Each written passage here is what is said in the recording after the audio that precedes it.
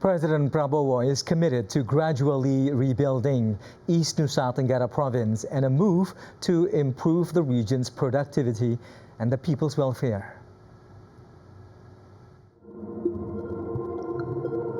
President Prabowo delivered the statement while greeting residents affected by the earthquake at the evacuation command post of the 834 Wakangamere Territorial Development Battalion headquarters in Tonggu Rambang Village, Mbai in Nagekeo Regency, East Nusa Tenggara on Wednesday.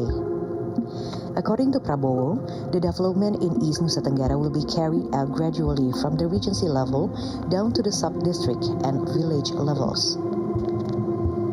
After expressing his commitment to development, President Prabowo also highlighted the implementation of MBG program in Nagekeo Regency.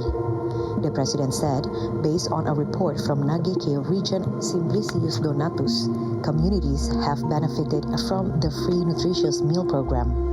The president said the free meals program is important to support the health of vulnerable groups, especially children, pregnant women, and the elderly.